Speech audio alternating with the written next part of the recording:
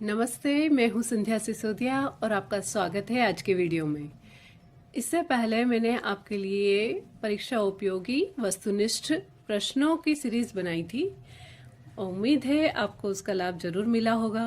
अब मैं आपके सामने एक और नई सीरीज लेकर आई हूं और इस सीरीज का उद्देश्य है चित्रों को आसान तरीके से बनाना सीखना, क्योंकि बहुत से बच्चे होते हैं जिन्हें चित्रकला में मज़ा बहुत आता है। उनके लिए ये आसान काम है, उनके लिए ये मज़ेदार काम है, लेकिन कुछ बच्चों के लिए चित्र बनाना मजबूरी है, क्योंकि एग्ज़ाम में कुछ क्वेश्चन चित्र से संबंधित आते ही हैं।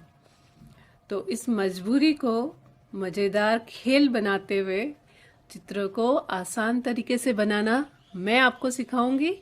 और अब ये श्रृंखला सारे कक्षा 10वीं के चित्र बनाने तक चलेगी। जो महत्वपूर्ण चित्र हैं उनको बनाना आपको बहुत अच्छा और आसान लगने वाला है। तो शुरू करेंगे ये श्रृंखला और आइए देखते हैं कि कौन कौन से चित्र इसमें शामिल होंगे। कई बच्चों के लिए चित्र बनाना मज़ेदार काम है, लेकिन कुछ बच्चों को ये बहुत मुश्किल लगता है। तो इसी मुश्किल का हल लेकर आज मैं आपके सामने आई हूँ। आज से हम वीडियो की एक ऐसी श्रृंखला की शुरुआत करने जा रहे हैं जिसको कक्षा 10वीं की परीक्षा में बार बार पूछा गया है। ऐसे चित्रों का अभ्यास करेंगे हम आसान तरीके से, और मुझे पूरा विश्वास है इस वीडियो को देखने के बाद आपको चित्र बनाना सिर्फ आसान नहीं बल्कि मज़ेदार भी लगेगा। तो आइए शुरू करते हैं। तो आज हम किस चित्र का अभ्यास करेंगे? वो चित्र है पाठ 8 से प्रारूपी पुष्प की संरचना। जैसा कि आप जानते हैं कि प्रारूपी पुष्प में 4 भाग होते हैं, तो उन्हीं चारों भागों को हमें इस चित्र में दर्शाना है। तो आइए शुरुआत करते हैं। शुरुआत आप कहाँ से करेंगे? तो एक अंडे का शेप आपको बनाना है इस तरह से। थोड़ा बड़ा बनाइएगा। इसी शेप को आपको डबल कर देना है थोड़ी दूरी से, लेकिन पूरा नहीं बनाना है। थोड़ा हिस्सा ऊपर की तरफ खाली छोड़ दीजिए। अगर आपसे आसानी से पूरा खाली नहीं छूटता है तो कोई बात नहीं, आप पूरा बनाकर इरेजर से इरेज कर दीजिए। और ऊपर की तरफ अब हम बनाएंगे एक पाइप इस तरह से, और अब इसको आपको कैप पहनानी है। तो उल्टा सी बना दीजिए इसके ऊपर इस तरह से, और उसे इस पाइप से जोड़ दीजिए। ये देखिए। अब आपको क्या करना है कि एक इस तरह से एस शेप बना दीजिए, डबल कर दीजिए, बहुत आराम से करिए। और यहाँ पे आप एक वाटर ड्रॉप बना सकते हैं। आप चाहें तो एक साथ 2 वाटर ड्रॉप भी बना सकते हैं, जैसा भी बनाना है। लेकिन अगर आपने एक वाटर ड्रॉप बनाई है तो बाकी में भी एक ही वाटर ड्रॉप बनाइए, और 2 बनाइए तो 2 बनाइए। इस तरह से आप और भी तैयार कर लीजिए दोनों तरफ। ये देखिए, मैं इस तरफ भी बना लेती हूँ। आपको भी बनाना है, साथ साथ बनाइए।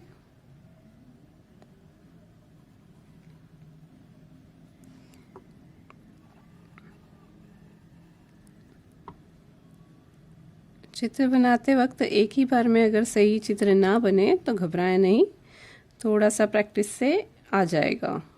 गलतियां होती है, हमसे भी हो जाती हैं, तो घबराने की ज़रूरत नहीं, क्योंकि इससे आपका कुछ नहीं बिगड़ना।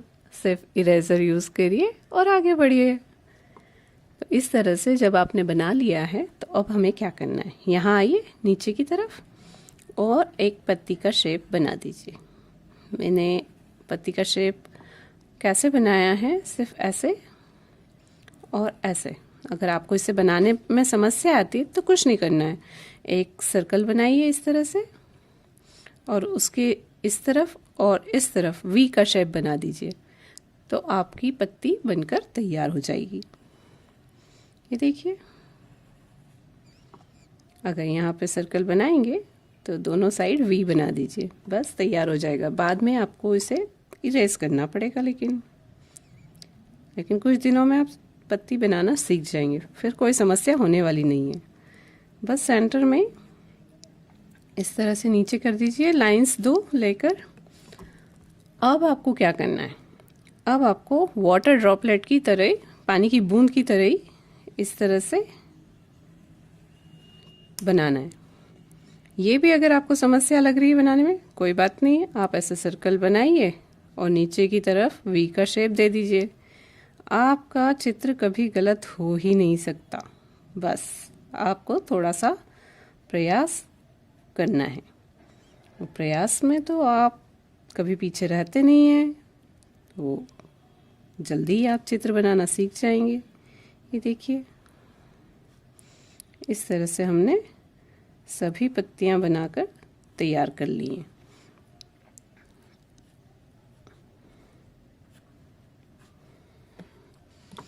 अगर आप सर्कल की मदद ले रहे हैं पत्ती बनाने के लिए, तो उसे बाद में इरेज कर दीजिए, आपका चित्र थोड़ा सुंदर दिखेगा। इस तरह से लाइंस बना दिए हैं। आप चाहें तो इसको डबल कर लीजिए, पत्ती का शेप जो आपने बनाया फूल में उसको डबल कर लीजिए, आपका चित्र और भी सुंदर हो जाएगा।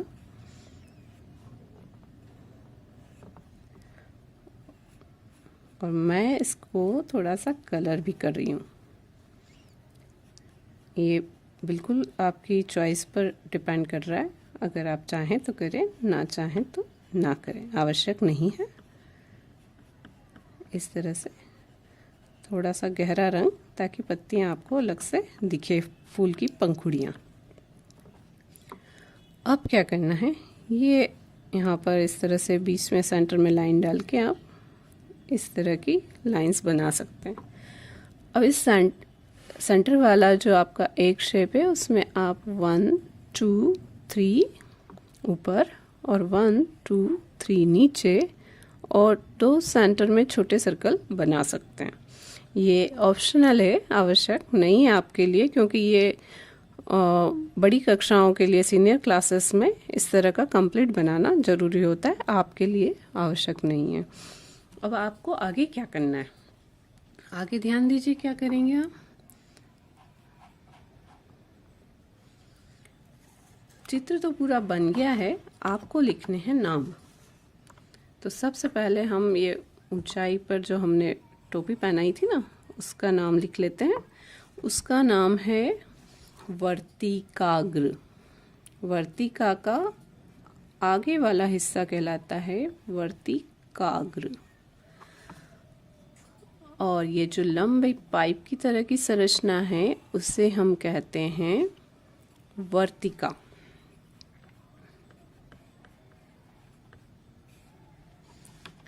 और ये जो अंडे बनाए थे ना, उसमें से जो बाहर वाला अंडा है वो कहलाता है अंडाशय।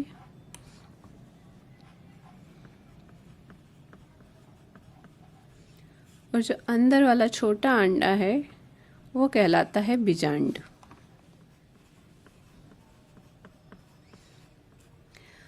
अब आप इन सब को एक साथ लेकर एक नाम लिख सकते हैं, और वो नाम है स्त्री केसर। इन सब को एक साथ कहा जाता है स्त्री केसर। तो अगर आपसे कहा जाए कि आप स्त्री केसर का चित्र बनाइए, पूरे पुष्प का चित्र बनाने के लिए ना आए, तो बस आपको ये 2 एग बनाने हैं, एक पाइप और उसके ऊपर कैप, बस इतना ही बना दीजिए, वही आपका स्त्री केसर है। तो आइए अब आगे इस तरफ कुछ नाम लिख रहे हैं। मैं इसलिए इस तरफ लिख रही हूँ ताकि आपको स्त्री केसर और पुंकेसर आसानी से समझा सकूं। आप चाहें तो एक ही तरफ बना सकते हैं नाम, वैसे एक ही साइड लिखते हैं तो ज़्यादा सुंदर तरीके से आपको समझ में आता है, दिखाई देता है।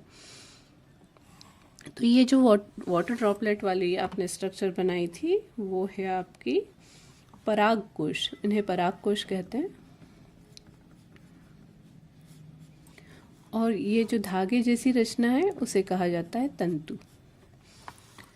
ये जो हमने फूल की पंखुड़ियाँ बनाई हैं उन्हें कहते हैं दल।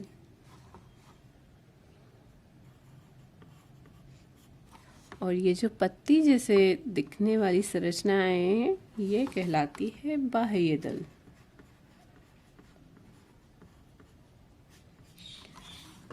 आइए अब लिखते हैं कि ये चित्र किस चीज़ का है। चित्र का नाम जरूर लिखें तो यह है एक प्रारूपी पुष्प की संरचना।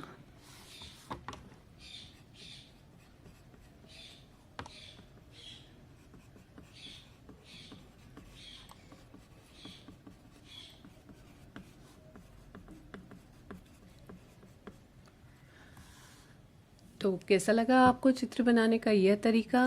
उम्मीद है आपको चित्र बनाने में आसानी हुई होगी। और मैंने देखा नहीं और आपके ये कुछ नाम इसमें शामिल नहीं हो पाए हैं, दिख नहीं रहे हैं, लेकिन मैंने आपको बोल कर बताए हैं। आई होप कि आपको दिखाई दें। मैं थोड़ा सा ट्राई करती हूँ। इस तरह से नाम लिखे हैं, तो आप कोशिश करें इस तरह से बनाने की, इसे प्रैक्टिस करें और आप ज़रूर सफल होंगे। तो फिर मिलते हैं किसी और वीडियो में किसी और चित्र के साथ। तब तक के लिए नमस्कार। आइए अब यहाँ देखते हैं, ये जो वाटर ड्रॉपलेट के तरह का आकृति हमने बनाई थी, इसका नाम है परागकोश। ये धागे की तरह दिखने वाली संरचना है तंतु, और इन दोनों को एक साथ पुंकेसर कहा जाता है। पुंकेसर। ये फूल की पंखुड़ियाँ जो फूल को सबसे सुंदर दिखाती है, सबसे आकर्षक बनाती हैं, उन्हें कहा जाता है दल। और ये जो पत्ती की तरह दिखाई दे रहे हैं वो है बाह्य दल। नीचे हमने नाम लिखा है चित्र का कि वो कौन सा चित्र है। प्रारूपी पुष्प की संरचना है ये। तो मुझे उम्मीद है कि आपको चित्र बनाने का ये तरीका पसंद आया होगा। इस तरह से आप एक दो बार अभ्यास कीजिए। तब तक के लिए नमस्कार।